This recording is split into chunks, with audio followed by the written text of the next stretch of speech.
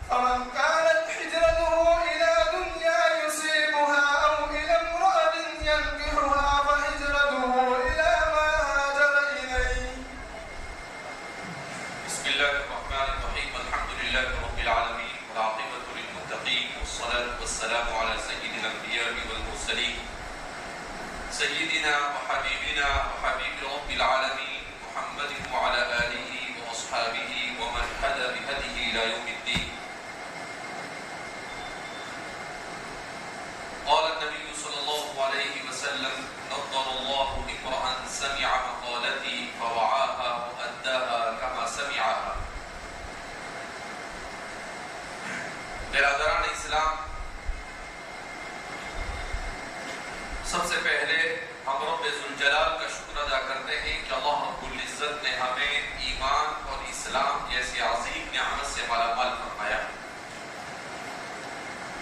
دنیا میں انسان کو جتنی بھی نعمتیں عطا فرمائی گئی ان نعمتوں میں سب سے عظیم، سب سے بڑی اور انتہائی جلیل القدر اگر کوئی نعمت ہو سکتی ہے تو وہ ہے نعمت ایمان. روئے زمین پر 800 کروڑ سے زائد انسان آباد ہے، جن میں سے ایک اندازے کے مطابق تقریباً 200 کروڑ انسان یہ نعمت ایمان سے مالا مال ہے اور 600 کروڑ انسان ایمان کی نعمت سے محروم ہے. تو اللہ رب العزت کا ہم کتنا شکر ادا کرے کم ہے کہ اللہ رب العزت نے ہمیں 600 کروڑ سے نکال کر 200 کروڑ کے زمرے میں شامل فرمایا. قرآن کریم میں اللہ رب العزت ارشاد فرماتے ہیں کم من فئۃ قلیلۃ غلبت فئۃ کثیرۃ باذن اللہ. کا کثرت اور قلت یہ کامیابی کا معیار نہیں، بلکہ معیار یہ ہے کہ انسان کے پاس تھوڑا ہو مگر وہ تھوڑا معیاری اور ایسا ہو جو اللہ کی نگاہ میں مقبول ہو، جو اللہ کے نزدیک پسندیدہ ہو، تو وہ تھوڑا بھی دوسرے بہت سارے کے مقابلے میں بہت زیادہ کہلاتا ہے. اس موقع پر ہمارے لیے دو طرح کی خوشی ہے. یہ خوشی تو ہمارے لیے یہ ہے کہ ہم حدیث پاک کی مجلس میں بیٹھنے جا رہے ہیں. اللہ رب العزت نے ہمیں توفیق برحمت فرمائی. احادیث مبارکہ کی یہ مجلسیں یہ کوئی معمولی مجلسیں نہیں ہے، بلکہ یہ انتہائی بابرکت مجلسیں ہوا کرتی ہے.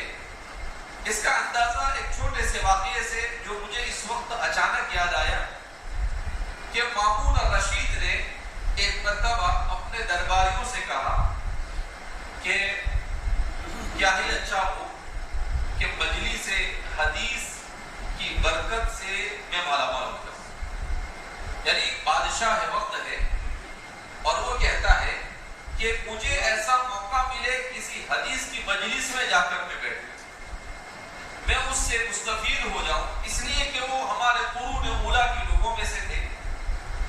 رسول اللہ صلی اللہ علیہ وسلم کی بعثت کے تقریباً 150 سال کے بعد ان کا زمانہ، اور 200 سال کے بعد کا زمانہ ہے. درباری تو درباری ہوتے ہیں. دوسرے دن سب حدیث کے کچھ کاغذات، اور حدیث اس زمانے میں کتابوں کا اتنا رواج تو تھا نہیں، لکھے ہوئے کاغذات لے کر آئے اور سب مامون الرشید کے ارد گرد حلقہ لگا کر بیٹھ گئے اور سوچا کہ بادشاہ وقت خوش ہو جائے گا کہ دیکھو میری آرزو اور تمنا کیا ہو رہی ہے، پوری ہو رہی ہے. مامون الرشید نے کہا کہ یہ کیا ہے؟ کہا آپ نے کل کہا کہ مجلس حدیث کا مجھے شوق ہے، ہم نے سوچا آج دربار ہی میں مجلس حدیث لگ جائے. تو مامون الرشید یہ مسکرانے لگا اور کہنے لگا کہ یہ چپندی چپندی کے شور ہے. کہا ان چہروں سے اور ان لباسوں میں ٹھاٹ باٹ کے ساتھ اللہ کے رسول کے کلام کو پڑھایا نہیں جاتا ہے. سیدھے سیدھے رکھو اور تمہارا جو کام ہے. اور پھر اس کے بعد اس نے کہا کہ یہ حدیث کے پڑھنے پڑھانے، حدیث کے سمجھنے سمجھانے کی توفیق یہ ہر ایک کو میسر نہیں ہوتی ہے، یہ انہی کو میسر ہوتی ہے جنہیں اللہ اپنا پسندیدہ بندوں میں شامل فرماتا ہے. تو اللہ رب العزت نے ہمیں ایسی بابرکت مجلس کے لیے جمع فرمایا. حدیث پاک میں نبی کریم صلی اللہ علیہ وسلم نے ارشاد فرمایا کہ جب کچھ لوگ اللہ رب العزت کے ذکر کے لیے، پڑھنے پڑھانے کے لیے، سمجھنے سمجھانے کے لیے دین کو جمع ہوتے ہیں تو ملائکہ رحمت اس کو گھیر لیتے ہیں. جب مجلس ختم ہوتی ہے تو اللہ رب العزت پوچھتے ہیں کہ یہ میرے بندے کیا کر رہے تھے. حدیث میں حضور فرماتے ہیں جبکہ اللہ کو معلوم کہ بندے کیا کر رہے تھے، مگر پھر بھی جان بوجھ کر اللہ سوال کرتے ہیں اور اس سے کہتے ہیں کہ اللہ یہ تیرے دین کو سمجھنے سمجھانے کی کوشش کر رہے تھے. کہا یہ کیا مانگ رہے تھے؟ کہا یہ اللہ آپ سے مغفرت اور آپ کی رضامندی مانگ رہے تھے. اللہ فرماتے ہیں کہ تم گواہ رہنا، میں نے ان کی مغفرت بھی کر دی اور میں ان سے راضی ہو گیا ہے. اللہ کرے کہ ہماری یہ مجلس ایسی ہی مجلسوں میں سے ہو جائے اور اللہ ہم سب سے راضی ہو جائے اور اپنی مغفرت کا پروانہ ہم سب کے لیے مقدر فرمائے. میرا عزیزو، ایک تو یہ حدیث کی مجلس کی برکت بیان کی، اور مختصر جس کتاب کو ہم پڑھنے جا رہے ہیں امام بخاری، اور امام بخاری کی کتاب اور اس کتاب کو کیسے آغاز کیا، اس پر کلام ہوگا. اگر اس پر کلام کیا جائے تو ہمارے یہاں پر درسگاہوں کے اندر میں 15 دن تک، 20 دن تک اور کہیں ایک مہینے تک یہ ایک حدیث کو سمجھایا جاتا ہے. کتنے مہینے تک؟ 1 مہینہ ہوتا ہے اس حدیث کو سمجھانے میں. بہرحال یہاں موقع نہیں ہے تو کچھ منتخب باتیں بیان کی جائے گی جو بھی اللہ رب العزت توفیق پر عمل فرمائے. دوسری بات یہ کہ اللہ رب العزت نے ہمیں ایسے موقع پر جمع فرمایا کہ ہم ہمارے معذور بچے جو آنکھوں کی نعمت سے محروم ہے، اللہ نے انسان کو جتنی نعمتیں، ظاہری نعمتیں عطا فرمائی، ان ظاہری نعمتوں میں سب سے بڑی اگر کوئی نعمت ہو سکتی ہے وہ آنکھ. اس لیے کہ آنکھ کے بغیر انسان اپنا 80% کام نہیں کر سکتا ہے. 90% بھی کہہ دیا جائے تو اس میں کوئی مبالغہ ہوگا نہیں.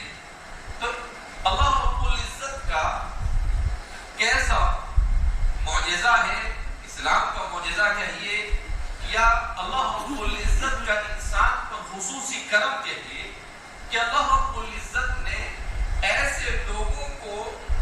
پڑھنے پڑھانے کے لیے بھی لوگوں کو منتخب کیا جو بیچارے دیکھنے سے محروم ہیں.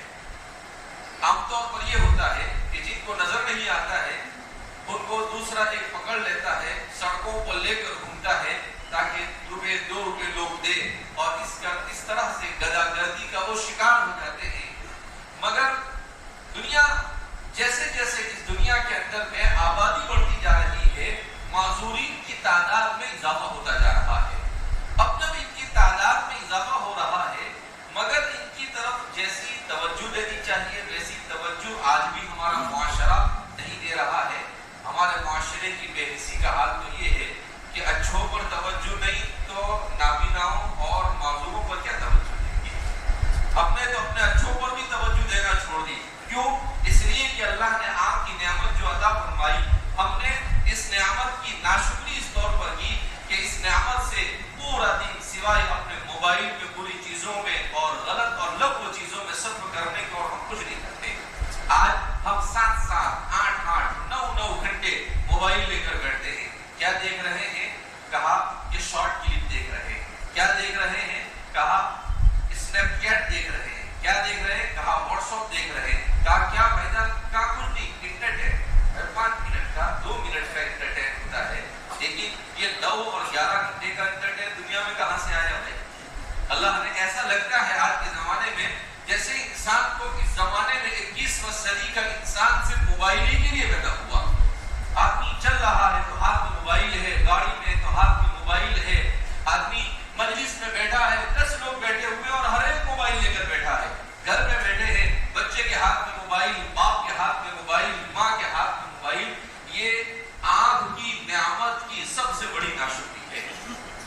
اس سے بڑی اور کوئی ناشکری ہو سکتی نہیں ہے کہ اللہ نے یہ نعمت عطا فرمائی جس نعمت کا دنیا میں کوئی بدیل نہیں ہو سکتا, اس کا کوئی بھی الٹرنیٹ نہیں ہو سکتا ہے.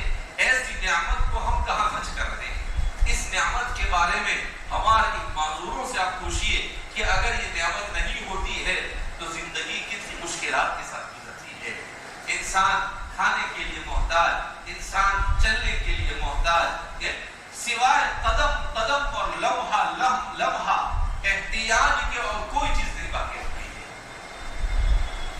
تو اللہ رب العزت نے, لیکن اللہ کی ایک سنت, اللہ کوئی نعمت بندے سے لیتا ہے تو اللہ اس کے بدلے میں اللہ رب العزت کوئی نعمت عطا بھی فرماتا ہے. جیسے دنیا کے اندر میں گیو اینڈ ٹیک کا نظام ہے کہ بھئی کچھ اگر کچھ چاہیے تو کچھ دینا بھی پڑتا ہے. صرف لامجل لی سے کام چلتا نہیں, دالجل ٹی کا کرنا پڑتا ہے, بننا پڑتا ہے. تو فرماتے ہیں کہ اگر آپ کسی سے کوئی ایکسپیکٹیشن رکھتے ہیں, کوئی امید رکھتے ہیں تو آپ کو اس کو کچھ دینا بھی پڑے گا. ایسے ہی اللہ کا نظام ہے کہ اللہ اگر کسی سے کچھ لیتا ہے تو اسے کوئی نعمت ڈبل کر کر دیتا ہے. عام طور پر دیکھا جاتا ہے کہ نابینا افراد جو ہوتے ہیں اگرچہ آنکھ کی نعمت سے محروم ہوتے ہیں مگر ان کی ذہانت اور فطانت یہ آنکھ والوں سے زیادہ بہتر ہوا کرتی ہے. اور ہم تو ابھی یہاں گئے, اس سے پہلے میں 2014-15 میں پوری دنیا میں سب سے پہلے بیرل کا مسلمانوں کا جو نظام شروع کیا وہ مدرسۃ النور للمکفوفین پیٹر پیٹرسبرگ ساؤتھ افریقہ کا ایک شہر ہے, ڈربن سے لگ کر پیٹر پیٹرسبرگ وہاں پر ہے. تو میں وہاں گیا تھا تو اس موقع پر مجھے وہاں بھی جانے کا موقع ملا. مولانا حسن مرچی دامت برکاتہ ماشاءاللہ انہوں نے یہ بیرل پر قرآن جو لکھا گیا ہے اس میں ان کی بڑی خدمات ہے. اسی طریقے سے جو سیاہ ستہ لکھی گئی ہے وہ بھی, تو ان کے یہاں پر وہ سارا مشین ہے. اور عجیب چیز ہم نے وہاں پر یہ دیکھی, جب میں وہاں پر گیا تو وہاں پر تقریباً 50 طلبہ تھے, 50 سے 60 طلبہ تھے. اور ان کو سکھانے والا خاص طور پر ان کی جو بیرل کی جو کتابیں ہیں, اس کتاب کو تیار کرنے والا, سیاہ ستہ کو تیار کرنے والا وہ مسلمان نہیں, عیسائی. وہ مسلمان نہیں, کون تھا؟ عیسائی. کئی سال وہاں پر کام کرنے کے بعد ہم جب گئے اسی پیریڈ میں شاید وہ اسلام میں داخل ہوئے تھے, ورنہ 9 یا 13 سال ایسا کچھ بتایا انہوں نے اپنے عیسائیت پر رہتے ہوئے انہوں نے یہ سارا کام کیا. تو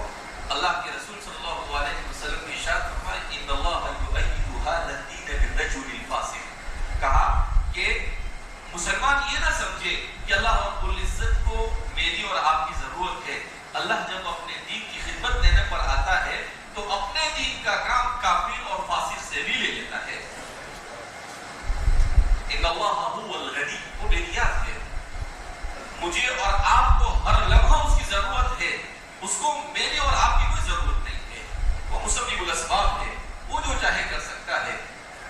المعجم المفہرس للاحادیث النبویہ، احادیث مبارکہ پر ایک عجیب کام ہوا ہے آج سے 100 سال پہلے۔ کیا کام ہوا کہ احادیث کی تمام کتابوں میں کوئی حدیث اگر شروع ہو رہی ہے انما سے، تو انما سے شروع ہونے والی ساری حدیثوں کو ایک جگہ پر جمع کر دیا گیا اور پھر اس کے سامنے لکھا گیا کہ اس حدیث کو امام بخاری نے فلاں فلاں فلاں فلاں جگہ پر، امام احمد بن حنبل نے فلاں فلاں فلاں فلاں جگہ پر۔ آپ مانیں گے نہیں، 10 یا 15 جلدوں میں بڑی سائز کی ہے وہ، اس سے بھی بڑی سائز کی، اس کو لکھنے والے 4 مستشرقین ہے، چاروں عیسائی ہے، موت تک اسلام کی توفیق ان کو نہیں ملی، مگر اللہ نے ان سے اپنے دین کا، حدیث کا وہ کام لیا جو ہمارے لوگوں نے بعد میں کیا مگر انہوں نے پہلے کیا۔ تو اس لیے آج کا مسلمان یہ سمجھتا ہے کہ اللہ کو ضرورت ہے، الیاذ باللہ۔ یہ تو انسان اگر ایسا سوچتا ہے یہ تو انسان کو کفر تک پہنچا دیتا ہے۔ قرآن کریم اللہ کے رسول صلی اللہ علیہ وسلم ارشاد فرماتے ہیں، حضور کے پاس کچھ دیہاتی آئے اور وہ احسان جتلانے لگے اپنے ایمان لانے کا۔ قرآن میں آیت ہے، قالت الاعراب آمنا قل لم تؤمنوا ولكن قولوا اسلمنا يمنون عليك ان اسلموا قل لا تمنوا علي اسلامكم بل الله يمن عليكم من هداكم للایمان۔ اللہ نے کہا کہ وہ کیا کہہ رہے ہیں، یمنون علیک ان اسلموا، وہ اسلام لائے تو آپ پر محمد صلی اللہ علیہ وسلم احسان جتلا رہے ہیں۔ آپ فرما دیجئے لا تمنوا علی اسلامکم، اپنے اسلام کا احسان ہم پر مت جتلاؤ، بل اللہ یمن علیکم، بلکہ اللہ نے تم پر احسان کیا، ان ہداکم للایمان، کہ تمہیں ایمان کی ہدایت کی نعمت سے مالا مال فرمایا۔ تو یہ اللہ رب العزت کا شکر ہے۔ میں نے آپ نے نماز پڑھی عشاء کی، یہ بھی اللہ کی توفیق سے پڑھی، ہم یہاں بیٹھے یہ بھی اللہ کی توفیق سے، اور اگر ہم کچھ سن رہے ہیں یہ بھی اللہ کی توفیق سے، اور اگر اچھی نیت، اچھے ارادے اور توجہ سے سنا اور اس پر عمل کی توفیق ہوئی تو یہ بھی اللہ کی توفیق سے ہوگا۔ انسان کو یہ سبق کیوں سکھایا جاتا ہے؟ اس لیے سکھایا جاتا ہے تاکہ انسان ہلاکت کرنے والے مرض کبر سے محفوظ رہے۔ تھوڑا سا دخل انسان کے ارادے کا ضرور ہوتا ہے، انسان تھوڑا سا ارادہ کرتا ہے، اللہ آگے کے راستے کو آسان کرتا ہے، مگر انسان کی طرف سے ایک مرتبہ ارادے کا ہونا ضروری ہے۔ لہذا اللہ رب العزت نے ہمیں یہاں پر جمع ہونے کی توفیق پر رحمت فرمائی۔ یہ مدرسۃ المکفوفین جو ہے، یہ میں سمجھتا ہوں، میں نے جو اب تک کے اس قسم کے اداروں کو دیکھا ہے ان میں اتنی بڑی تعداد میں معذوری صرف ہندوستان نہیں بلکہ کسی مسلمان، پوری دنیا میں کسی مسلمان ادارے میں اتنی بڑی تعداد میں معذوری نہیں پائے، اور ان معذورین کو پڑھانا، ان معذورین کو سنبھالنا یہ کوئی آسان کام نہیں ہوتا ہے۔ ان میں سے ایک کو آپ ایک دن اپنے گھر پر رکھ کر دیں گے، آپ کو سمجھ میں آ جائے گا کہ ان کو سنبھالنا کتنا مشکل کام ہے، اور یہاں 150, 200, 170 بچوں کو سنبھالا جا رہا ہے۔ یہ سوائے اللہ کی توفیق اور اللہ کے فضل کے انسان کے بس سے باہر ہے۔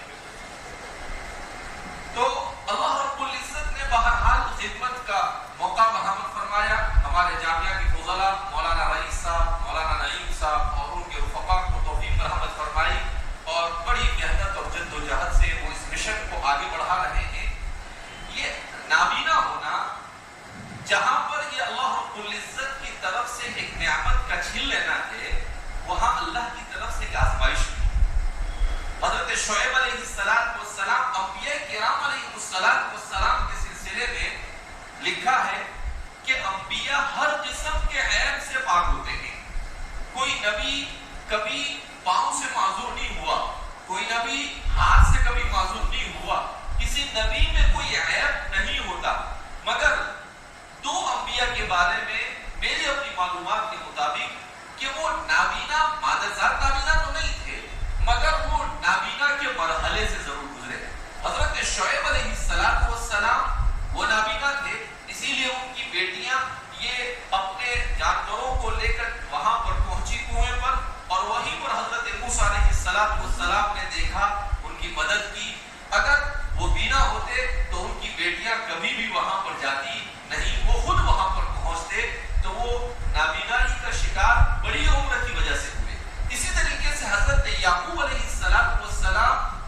مدت کے لیے حضرت یوسف علیہ السلام کے فرد محبت میں رو رو کر آپ کی آنکھوں کی بینائی جاتی رہی. پھر اس کے بعد زمانے کے بعد 20-25 سال 35 سال کے بعد جب ان کو دوبارہ حضرت یوسف علیہ السلام کا کرتا پہنچایا گیا, وہ آپ کی آنکھ میں ڈالا گیا تو آپ کی بینائی لوٹ آئی. کہنے کا مطلب یہ ہے کہ اللہ رب العزت نے انتہائی عظیم نعمت سے انبیاء کرام علیہ السلام کو آزمائش میں ڈال کر انسان کو یہ بتانے کی کوشش کی ہے کہ بھائی اس نعمت کو چھین کر ہم نے اپنے سب سے مقدس گروہ کو بھی آزمایا ہے. اگر تمہیں آزمایا جائے تو تمہیں فکر کرنے کی ضرورت نہیں, وہ اپنی اس نعمت سے محروم ہونے کے باوجود منصب نبوت سے محروم نہیں کیے گئے. اس کا مطلب یہ ہے کہ اللہ رب العزت نے یہ نعمت اگر چاہیے, اسی لیے حدیث میں اللہ کے رسول صلی اللہ علیہ وسلم نے ارشاد فرمایا کہ اللہ جس کی 2 کریمتین اٹھا لیتا ہے, اس کی دونوں آنکھوں کی بینائی کو بڑھاپے کی وجہ سے اٹھا لیتا ہے, اللہ کے یہاں اس کے لیے سوائے جنت کی اور کوئی نعمت نہیں. تو اللہ نے بڑی فضیلتیں بھی بیان کی ہے, اور ہمارے تاریخ میں ایسے ایسے علماء گزرے ہیں. حضرت صحابہ کرام رضوان اللہ تعالیٰ عنہم اجمعین میں حضرت عبداللہ ابن ام مکتوم رضی اللہ تعالیٰ عنہ کہ ان کے سلسلے میں اللہ کے رسول صلی اللہ علیہ وسلم کو اللہ رب العزت نے ڈانٹ دیا. عبس وتولى ان جاءه الاعمى وما يدريك لعله يزكى او يذكر فتنفعه الذكرى اما من استغنى فانت له تصدى وما عليك الا يزكى. یہ تقریباً 12-15 آیتیں حضرت عبداللہ ابن ام مکتوم کے بارے میں نازل. وہ کیسے؟ عقبہ ابن ربیعہ رسول اللہ صلی اللہ علیہ وسلم کی مجلس میں بیٹھا ہوا تھا, حضور اس سے گفتگو کر رہے تھے اور اس کو اسلام کا قائل کرنے کی کوشش کر رہے تھے, اور ایک روایت کے مطابق اور بھی بہت سارے سرداران مکہ بیٹھے ہوئے تھے. اتنے میں حضرت عبداللہ ابن ام مکتوم آ گئے. عبداللہ ابن ام مکتوم رضی اللہ تعالیٰ عنہ کان اعمی, اپنی آنکھوں کی نعمت سے محروم تھے, انہیں نظر نہیں آتا تھا. انہوں نے اتنا محسوس کیا کہ رسول اللہ صلی اللہ علیہ وسلم موجود ہے, مگر انہیں یہ نہیں محسوس ہوا کہ حضور کسی کے ساتھ مشغول ہے. تو انہوں نے رسول اللہ صلی اللہ علیہ وسلم سے التجا کی, یا رسول اللہ اقرئنی, آپ مجھے پڑھائیے, میں پڑھنا چاہتا ہوں. تو اللہ کے رسول صلی اللہ علیہ وسلم نے ان کو دیکھا اور تھوڑی دیر کے لیے اپنے چہرے کو گرا لیا. حضور کو ناگوار اس لیے گزرا کہ وہ جو سرداران مکہ بیٹھے ہوئے تھے, وہ سرداران مکہ کو ایک مذاق سوچی. انہوں نے کہا کہ لوگ نابینا نے آ کر ان کو پکارا, ہم سرداروں کے ساتھ بیٹھے ہوئے ہیں, ان کا ہمارے زمانے کی لینگویج میں اسٹیٹس اونچا ہوتا ہے نا, تو لہذا اس بنا پر وہ, تو اللہ کے رسول صلی اللہ علیہ وسلم نے کہا کہ بھئی کوئی بات سمجھا رہا ہوں, اور یہ عبداللہ ابن ام مکتوم بیچ میں آ کر ٹپک پڑے. تو اللہ کے رسول صلی اللہ علیہ وسلم نے تھوڑی سی ناگواری کا اظہار کیا. فوراً قرآن کریم کی آیت کریمہ نازل ہوئی, عبس وتولى ان جاءه الاعمى وما يدريك لعله يزكى. اللہ کے رسول صلی اللہ علیہ وسلم سے کہا گیا عبس وتولى, کہ آپ نے منہ بسوڑا اور آپ نے منہ گھما لیا. ان جاءه الاعمى, اس لیے کہ ایک نابینا آپ کے پاس آیا ہے. اس کے بعد قرآن کریم نے اللہ کے رسول سے کہا کہ ارے چھوڑو ان سرداران مکہ کو, یہ ہمارا نابینا ان سے کئی زیادہ بہتر ہے. آپ کی کوئی بات وہ سنتا, وہ نصیحت حاصل کرتا, یہ کوئی سننے اٹھنے والے نہیں تھے. یہ بینا کسی کام کے نہیں تھے اور وہ نابینا آپ کے کام تھے. اللہ کے رسول صلی اللہ علیہ وسلم کو ڈانٹ کھلائی گئی. تو حضرات صحابہ میں عبداللہ ابن مکتوم پھر اس دن سے رسول اللہ صلی اللہ علیہ وسلم کو اتنے پیارے ہوئے کہ جب مدینہ منورہ پہنچے تو اللہ کے رسول صلی اللہ علیہ وسلم نے ان کی بہترین آواز کی وجہ سے انہیں مؤذن بنا دیا. تو حضرت بلال کے ساتھ وہ اذان کیا کرتے تھے. اسی لیے حضرات صحابہ فرماتے ہیں کہ حضرت بلال اذان دیتے تھے, اور جب سفیدی زیادہ ہو جاتی تھی, صبح صادق برابر ہو جاتی تھی, تو صحابہ آواز لگاتے تھے اسفر صبح, ارے بھائی روشنی ہو گئی. فجعل يقوم ابن ام مکتوم, تو حضرت عبداللہ ابن ام مکتوم کھڑے ہوتے تھے, وجعل يؤذن, اور بہترین اذان کیا کرتے تھے. ٹھیک ہے، اگر وہ اپنی پاکی کے برابر خیال نہ رکھنے کی وجہ سے امام نہیں بن سکتا، مگر امام کے بعد کا دوسرا سب سے بڑا مرتبہ مؤذنیت کی نعمت سے حضرت اتنے جلیل القدر صحابی کو نواز کر انہیں کسی قسم کے احساس کمتری میں مبتلا نہ ہو جائے، اللہ رب العزت نے اس کا انتظام کیا۔ تو اسلام، اس کو کہتے ہیں اسلام۔ دنیا حقوق انسانی کے گیت گاتی ہے، جو حقوق انسانی ہر قسم کے کمزور سے کمزور طبقے کو جو رائٹ اسلام نے دیے ہیں، خدا پاک کی قسم دنیا کو کوئی قانون نہیں دے سکتا، دنیا کو کوئی دستور نہیں دے سکتا ہے۔ ابھی میں پڑھ رہا تھا ہمارے ہندوستان کے ایک مائناز عالم حضرت مولانا حبیب اللہ خان شیروانی رحمۃ اللہ علیہ، تو بہت زمانے پہلے میں نے پڑھی تھی ان کی کتاب نابینا علماء، کتاب کا نام۔ تو انہوں نے کیا کیا، اسلامی تاریخ میں وہ کون کون علماء ہیں جو نابینا تھے، ان کے حالات جمع کر دیے۔ میں سمجھتا ہوں تقریباً 50-60 سے زیادہ محدثین اور فقہاء، شعراء، نحویین کا انہوں نے اس میں تذکرہ کیا ہے۔ تو اس میں حضرت قتادہ کا تذکرہ کیا ہے۔ حضرت قتادہ حضرت عبداللہ ابن عباس رضی اللہ تعالیٰ عنہ کے اور صحابہ کے اجل تلامذہ سے۔ بعض نے کہا کہ عبداللہ ابن عباس سے انہوں نے بچپن میں علم حاصل کیا، سعید بن المسیب کے خاص شاگردوں میں سے۔ یہ سن 59 میں پیدا ہوئے، 50 یا 60 سال کی عمر پائی۔ فرماتے ہیں کہ آنکھ سے نابینا تھے، مگر اتنا زبردست ان کا حافظہ تھا کہ وہ خود کہتے ہیں کسی محدث سے کوئی حدیث ایک مرتبہ سننے کے بعد میں نے دوبارہ ریپیٹ کرنے کی کبھی میں نے گزارش اور درخواست نہیں کی۔ ایک مرتبہ سنتا ہوں مجھے یاد رہتا ہے۔ سعید بن المسیب ایک مرتبہ وہ سعید بن المسیب کی مجلس میں بیٹھے، سعید بن المسیب فقہ پڑھا رہے ہیں، وہ سوال کر رہے ہیں، سعید بن المسیب جواب دے رہے ہیں، پھر حدیث پڑھا رہے ہیں، وہ سوال کر رہے ہیں، سعید بن المسیب جواب دے رہے ہیں، وہ تفسیر پڑھا رہے ہیں، پھر سوال پر سوال کر رہے ہیں، جواب دے رہے ہیں۔ ہفتے 10 دن تک یہ سلسلہ چلتا رہا۔ اس کے بعد حضرت سعید بن المسیب نے کہا کہ ارے بھائی نابینا، بس کر میرا پورا علم نچوڑ کر لے گیا۔ کیا کہا ان کو؟ ارے بھائی احمد بس کر، کیا کرتا ہے تو اتنے تگڑے سوال کرتا ہے، کہا میرا پورا علم نچوڑ کر تو لے لے۔ سعید بن المسیب جیسے حضرت ابوبکر حضرات صحابہ میں شمار کیے جاتے ہیں، سعید بن المسیب کا شمار ایسے ہی حضرات تابعین میں ہوتا تھا۔ تو وہ کیا فرماتے ہیں کہ میرا سارا علم یہ نابینا میرے پاس سے نچوڑ کر لے کر کیا ہو گیا، چلا گیا۔ تو یہ ہم دینوں کے لیے عبرت ہے۔ وہ محدث بھی تھے، مفسر بھی تھے، فقیہ بھی تھے، سب کچھ تھے۔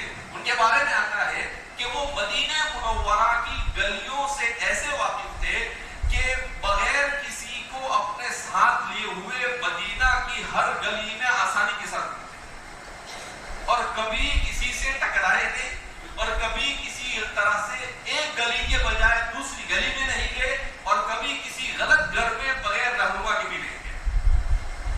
فرماتے ہیں علم حاصل کرنے کے لیے کوفہ گئے تو ایک ہفتے میں پورا کوفہ انہوں نے یاد کر لیا، کوفہ کی گلی گلی سے واقف ہو گئے۔ پھر کچھ دنوں کے لیے وہ بصرہ کا علم حاصل کرنے کے لیے تو پورے بصرہ سے واقف ہو گئے۔ ایسی بے شمار مثالیں ملتی ہے۔ بہرحال ہمارے ایک نابینا بھائیوں کا اور کیا تذکرہ کیا جائے، تاریخ میں بے شمار ایسی مثالیں ملتی ہے، اور ہمارے سامنے جو ہمارے یہ بچے ہیں یہ بھی کوئی قتادہ سے کم نہیں ہے۔ اللہ رب العزت نے انہیں بھی، اب ظاہر سی بات ہے کہ دینا میں سے حافظ ہوتے ہوتے 5 سال لگا لیتا ہے، اس کے بعد کسی کا یاد نہیں رہتا ہے۔ اور ایک نابینا ہو کر 15 بچے نابینا حافظ ہونے کا مطلب 1500 حافظ ہونا ہے۔ کتنے حافظ ہونا ہے؟ 1500۔ وہ 15 نہیں ہے، وہ کتنے ہیں؟ 1500 ہے۔ اتنا آسان نہیں ہے۔ ہم کو آنکھ ہے، سب کچھ ہے، اس کے بعد ہم کو اندر دیکھ کے آج بڑے طبقے کو مسلمان قرآن پڑھنا نہیں آتا ہے، اور یہ بچہ قرآن کریم پورا اپنے سینے میں محفوظ کر لے رہا ہے، جبکہ اس کو ذرہ برابر دکھتا ہے۔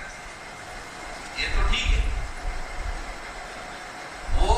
وہ بچہ جس کی زبان نہیں چلتی، وہ اشارے سے اللہ کی کتاب کی تلاوت کر رہا ہے۔ یہ اس سے بڑا معجزہ ہے، اس لیے کہ اشارے سے پڑھنا، اشارے سے سمجھنا، ہم 50 بار دیکھیں گے تب بھی نہیں سمجھ میں آئے گا، اور وہ اشارے سے قرآن پڑھ رہا ہے، وہ اشارے سے قرآن کا ترجمہ کر رہا ہے. تو میرے بھائی اور دوستوں بزرگوں، ہمیں ہمیشہ ہر چیز کو پازیٹیو دیکھنے کی عادت نہیں، نیگیٹو دیکھنے کی عادت نہیں. اب ہم کیا سمجھتے ہیں، ایک دکان، ارے بھائی دکان کیسے، ذرا ایک مرتبہ ایک آدھ کو ایک ہفتہ نہیں صرف ایک دن گھر میں رہ کر دیکھو تو سمجھ میں آ جائے گا کہ جو سن نہیں سکتا، جو بول نہیں سکتا ہے، اس کی تعلیم و تربیت کیسے کی جائے، اس کو کیسے سمجھایا جائے. جو سن سکتے ہیں، بول سکتے ہیں، ان کے سامنے قرآن پڑھ کے سنایا جاتا ہے تب بھی اثر نہیں ہوتا ہے. حضرت مولانا عطا اللہ شاہ بخاری رحمۃ اللہ علیہ بہت بڑے خطیب گزرے ہیں، وہ کہا کرتے تھے اے ہندوستان کے مسلمانوں، میں نے اتنا قرآن پڑھ کر تم کو سنایا، اتنا سنایا کہ اگر میں پتھروں کو سناتا تو وہ پانی بن جاتا، اگر میں ہواؤں کو سناتا تو وہ سرسر بن جاتی، مگر پتہ نہیں تمہارے سینے میں کون سا دل ہے، میرے کلام کا تم پر کوئی اثر نہیں. اس لیے میرے بھائی دوستوں بزرگوں، ہمیں اس کی قدر ہونی چاہیے اور ہمیں اس کی اہمیت کو سمجھنا چاہیے. بہرحال میں مختصراً ان پر بولنا چاہتا تھا، مگر حالات ایسے پیدا ہو گئے کہ کچھ طویل ان کے سامنے بول دیا. بہرحال اللہ رب العزت ان کو پڑھنے پڑھانے والوں کو بھی جزائے خیر عطا فرمائے اور ہمارے طلباء کو بھی علم کی برکت سے مالا مال فرمائے. امام بخاری، خود امام بخاری جب پیدا ہوئے تو کچھ دنوں کے بعد ان کی والدہ نے محسوس کیا کہ بھائی میرے بچے کو تو دکھتا نہیں ہے، کان اعمى.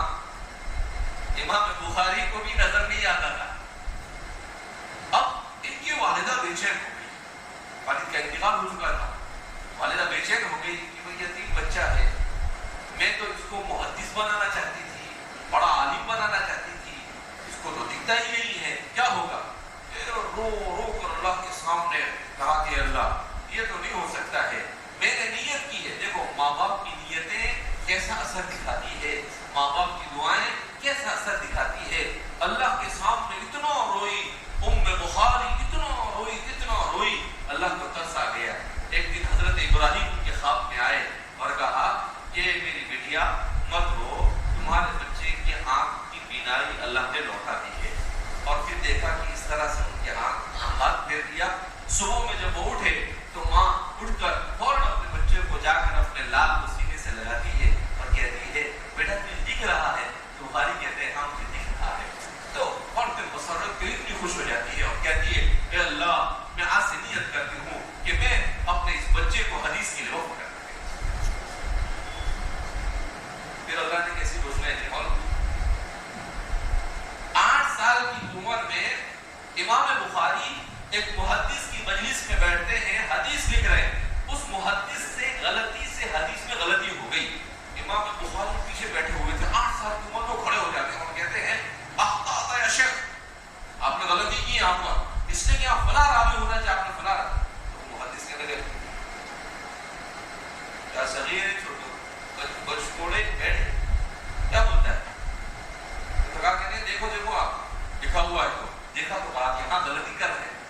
تو محدث کہا کہ بھائی تو ادھر آ کے بیٹھ. اس کو پیچھے سے بلا لیا آگے. 18 سال کی عمر میں امام بخاری نے حدیث پر پہلی کتاب لکھی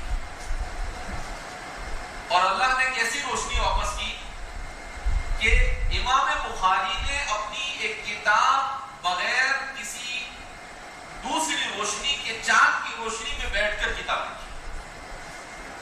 کس کی روشنی میں کتاب لکھی؟ چاند کی روشنی میں کتاب لکھی. اللہ نے ایسی، یہ ماں باپ کی دعاؤں کا اثر، ماں باپ کی ارادوں کا اثر.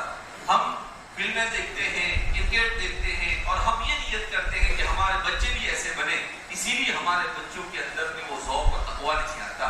وہ ہمارے بچوں میں جب تک کہ ماں باپ کی نیتیں، ان کے ارادے، ان کے طریقے درست نہیں ہوں گے، وہاں تک کہ ہمارے یہاں پر کوئی بخاری پیدا ہو سکتا نہیں ہے. بہرحال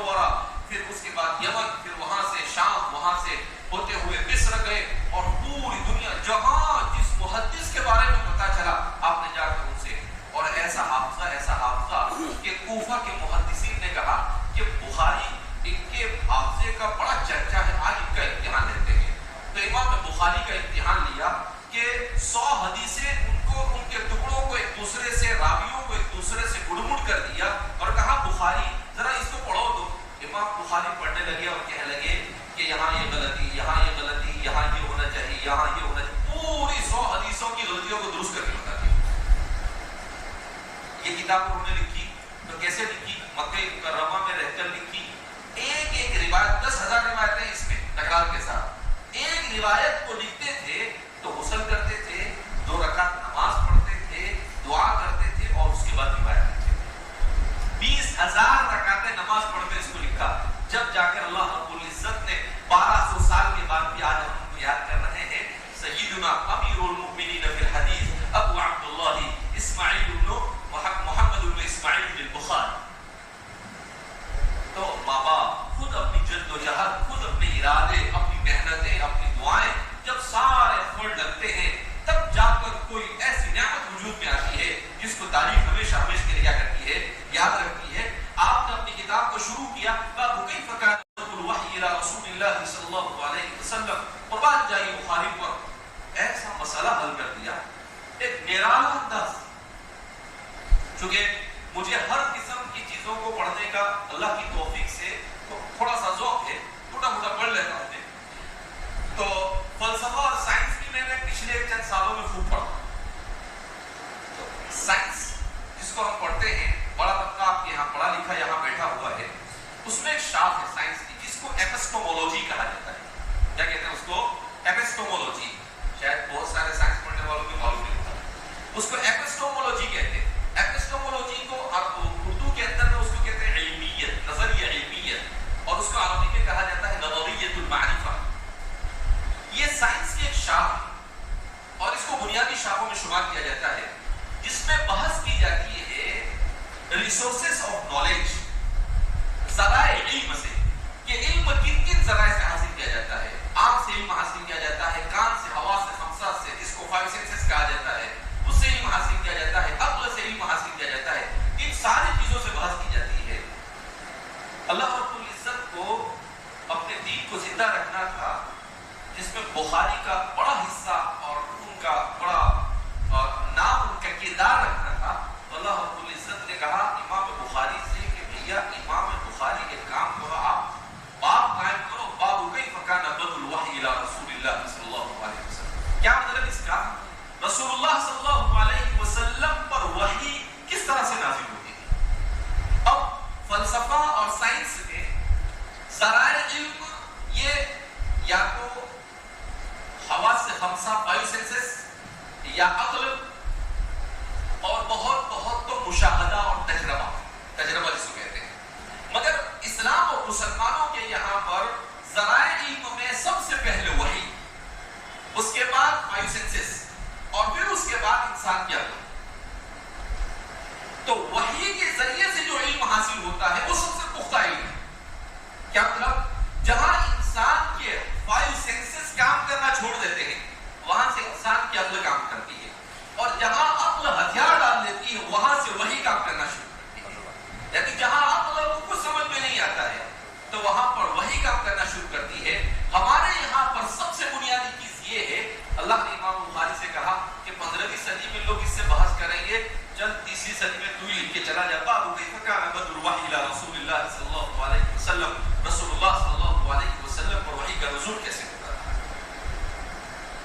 اچھا، کتاب کو شروع کیا، ہیڈنگ تو عجیب لگایا ہے، اور اس کے بعد امام بخاری کی عادت ہے کہ وہ قرآن کریم کی آیت کریمہ لاتے ہیں، انا اوحینا الیک کما اوحینا الی نوح والنبیین من بعدی، ہم نے وحی کی اے محمد عربی صلی اللہ علیہ وسلم آپ پر جیسا کہ ہم نے حضرت نوح علیہ السلام پر اور ان کے بعد آنے والے انبیاء پر وحی بھیجی۔ کیا آپ پر وحی آئی؟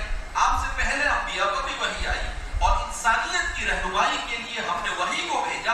اگر وحی نہ ہوتی تو یہ دنیا، انسان کی یہ آبادی یہ ایسی بدترین ہوتی کہ انسان جانوروں سے زیادہ بدتر زندگی۔ آپ کہیں آپ ایسا کیسے کہہ سکتے ہیں؟ میں اس لیے کہہ سکتا ہوں، آج کی دنیا سائنس ٹیکنالوجی میں اتنی آگے ہے کہ آرٹیفیشل انٹیلیجنس انسان نے بنایا،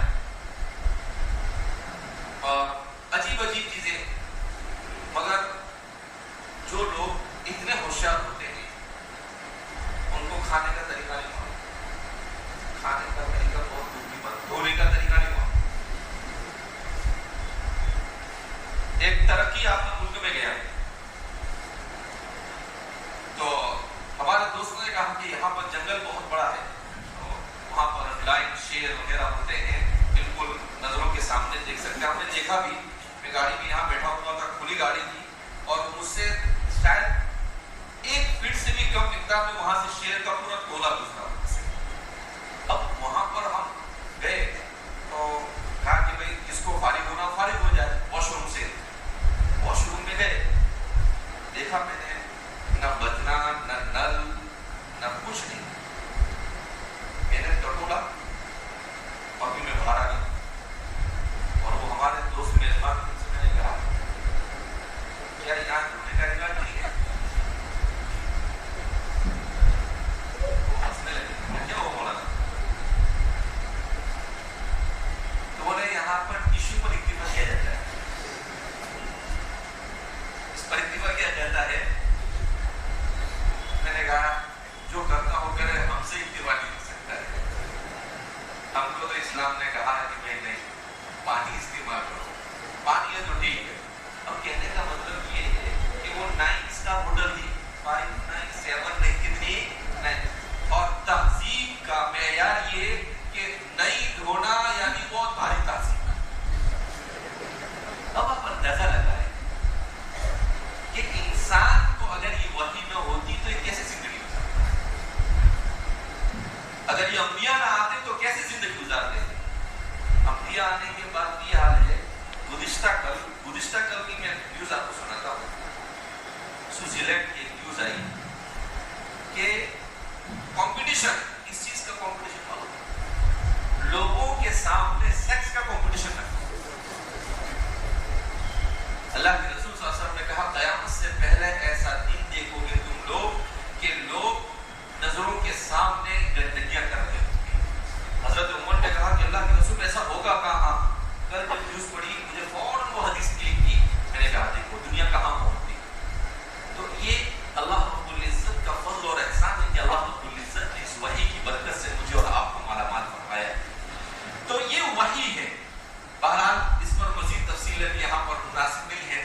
وَبِهِ قَالَ حَدَّثَنَا الْحُمَيْدِيُّ, ہمیں حمیدی نے بیان کیا. یہ ایک سلسلہ ہے ہمارے یہاں پر علم حدیث.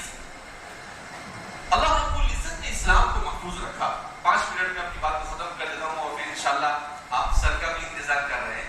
آپ بولیں گے کہ مولانا بیٹھ گئے ہیں, اب پتہ نہیں چھوڑتے بھی ہے یا نہیں.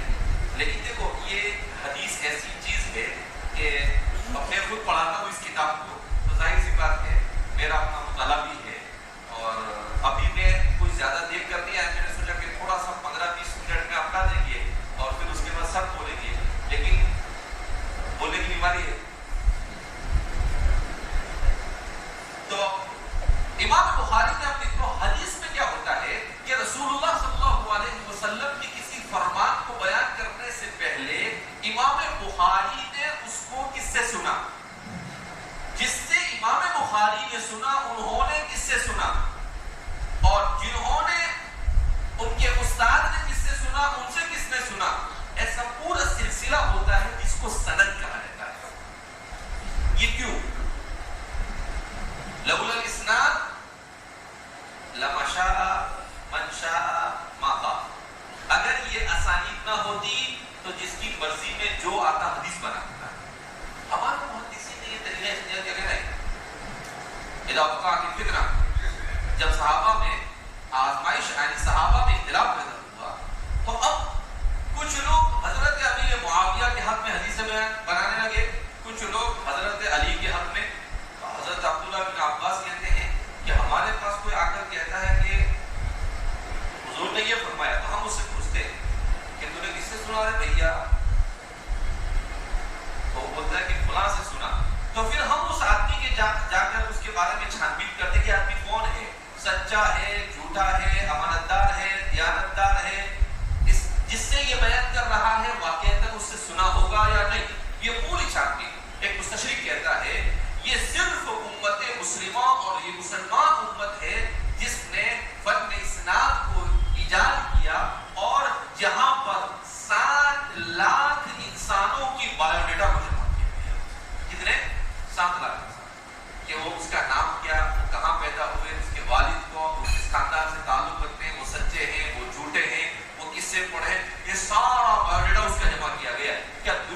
تاریخ میں کسی قوم نے یہ کام نہیں کیا.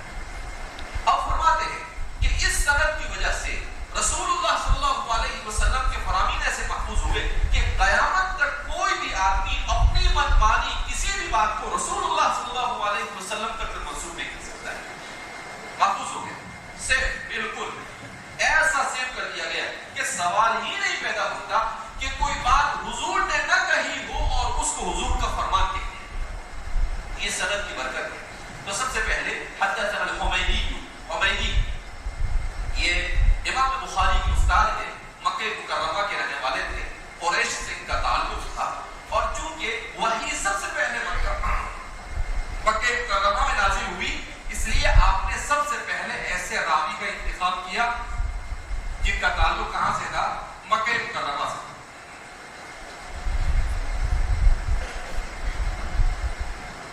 تو اس طرح سے اپنی پوری سند کے ساتھ بیان کرتے ہیں. حمیدی نے بیان کیا, وہ بیان کرتے ہیں حدثنا سفیان, ہمیں بیان کیا سفیان نے. سفیان سے مراد یہاں پر سفیان ابن علیینہ مکہ مکرمہ کے رہنے والے تھے. یہ بھی قال حدثنا یحیی بن سعید الانصاری, وہ کہتے ہیں کہ ہمیں بیان کیا یحیی بن سعید الانصاری نے. قال اخبرني محمد بن ابراہیم التیمی, وہ کہتے ہیں کہ ہمیں بیان کیا محمد بن ابراہیم التیمی نے انه سمع علقمہ بن وقاص, انہوں نے علقمہ ابن وقاص الذی سے سنا رسول اللہ یقول, وہ فرماتے ہیں سمعت عمر بن الخطاب, میں نے حضرت عمر بن الخطاب رضی اللہ تعالیٰ عنہ سے منبر پر یہ کہتے ہوئے سنا سمعت رسول اللہ صلی اللہ علیہ وسلم, میں نے رسول اللہ صلی اللہ علیہ وسلم کو یہ فرماتے ہوئے سنا انما الاعمال بالنیات, اعمال کا دار و مدار نیت پر ہے. وانما لامرئ ما نوى, اور آدمی جیسی نیت کرتا ہے اللہ رب العزت ویسا ہی اس کے بارے میں فیصلہ فرماتے ہیں. ومن كانت هجرته الى دنيا يصيبها, جس نے دنیا کے لیے ہجرت کیا ہوگا اسے دنیا ہی ملے گی, یا کسی عورت سے نکاح کے ارادے سے نیت ہجرت کی ہوگی تو وہ اسی کے لیے ہوگی. اس حدیث کے سلسلے میں امام بخاری نے باب تبدل وحی قائم کیا اور حدیث لے کر آئے نیت کی. تو اس لیے نیت کی حدیث لائے کہ نیت جب تک کہ درست نہیں وہاں تک کہ انسان کا کوئی عمل کسی کام کا نہیں. امام شعرانی فرماتے ہیں کہ انسان اپنے عمل کی وجہ سے جنت یا جہنم میں جائے گا اور ہمیشہ ہمیشہ رہے گا اپنی نیت کی وجہ سے. کہا کیسے؟ کہا انسان نے ایمان لایا, عمل کیا, جنت میں گیا. اب جنت میں گیا, جنت میں تو ہمیشہ ہمیشہ رہنا ہے, مگر جنت میں انسان جو ہمیشہ ہمیشہ رہے گا وہ کیوں؟ اگر انسان 100 سال زندہ رہا 10 گنا ثواب تو 1000 سال رہنا چاہیے. 70 گنا ثواب ہے تو 70,000 سال 60,000 سال رہنا چاہیے, اور اس سے زیادہ ہے اس کے بعد تو ختم ہو جاتا ہے. کہا نہیں, اللہ رب العزت انسان کو جنت میں ایمان اور عمل صالح کی وجہ سے جنت میں کیوں رکھے گا؟ کہا اس لیے کہ اس کی نیت یہ کہ اگر میں ہمیشہ ہمیشہ کے لیے بھی زندہ رہوں گا تو ایمان اور عمل کے ساتھ رہوں گا تو اس کو ہمیشہ ہمیشہ کے لیے جنت ملے. کہا جہنم کا بھی یہی حال ہونا تو یہ چاہیے کہ جس آدمی نے کفر کیا, شرک کیا, اس کو جہنم میں گیا تو جہنم میں 100 سال, اللہ کہتے ہیں جزاء سیئۃ سیئۃ مثلھا, برائی کا انجام برائی کے برابر ہے. تو 100 سال ہوا ثواب, اس کی سزا ہو گئی, ختم ہو گئی بات. لیکن نہیں, وہ ہمیشہ ہمیشہ جہنم میں رہے. کیوں؟ اس لیے کہ اس کی نیت یہ تھی کہ اگر وہ ہمیشہ بھی رہے گا تو کفر اور شرک میں مبتلا رہے گا تو اپنی نیت کی وجہ سے ہمیشہ ہمیشہ کے لیے جہنم میں سڑتا رہے گا. تو نیت اتنی بڑی چیز ہے. اس لیے امام بخاری نے کہا کہ بھیا نیت کا استحضار کر لے, اپنی نیت کو درست کر لے. تو کہا نیت درست تو سب کام درست, دنیا اور آخرت کے کام بن جاتے ہیں. اور نیت پر اگر انسان کی درست نہیں ہے تو اب آپ نماز کے لیے آئے, آپ نے نیت کیا کی, کیا جماعت میں جا کر آیا, پھر چلا, نماز پڑھنے نہیں گیا تو گھر والے اور پبلک کیا بولے گی, یہ کیا جماعت میں گیا. اب آپ نے نماز پڑھی مگر آپ کی نیت اللہ کو راضی کرنے کی نہیں, بلکہ اللہ لوگوں اس کے بات سے بچنا تھا, آپ کی نماز کا کچھ ثواب نہیں. بہرحال تو اس میں امام بخاری نے اسی اہمیت کو بیان کیا. صرف ایک بات بیان کر کے اپنی بات کو میں ختم کر دیتا ہوں کہ اس میں ایک قصے کی طرف رہنمائی کی گئی کہ ایک صحابیہ تھی, حضرت ام قیس رضی اللہ تعالیٰ عنہ. ایک صحابی نے ان کو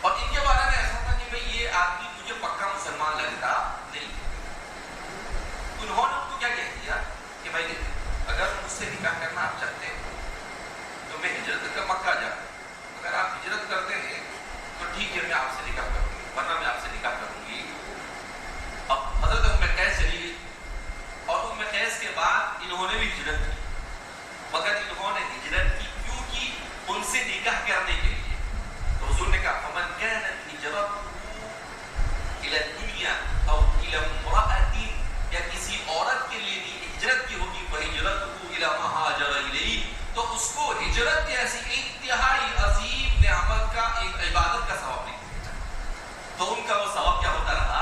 جاتا رہا۔ مگر قربان جائیے میرے اور ہمارے پیارے صحابہ پر کہ اس صحابی کا نام نہیں بنتا ہے،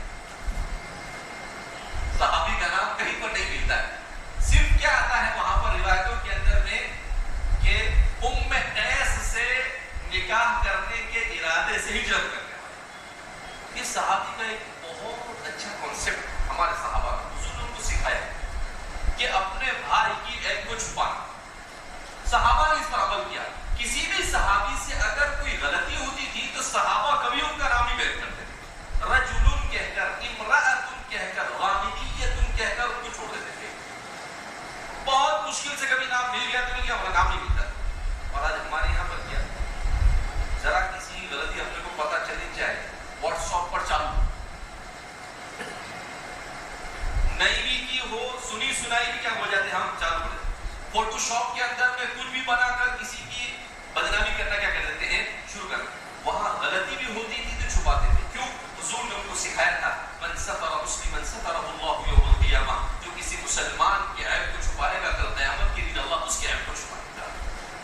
لہذا ہمیں اپنی نیت کو درست کرنے کی ضرورت ہے اور ہمیں اپنے آپ کو اسلام کی تعلیمات کے مطابق زندگی گزارنے کی ضرورت ہے۔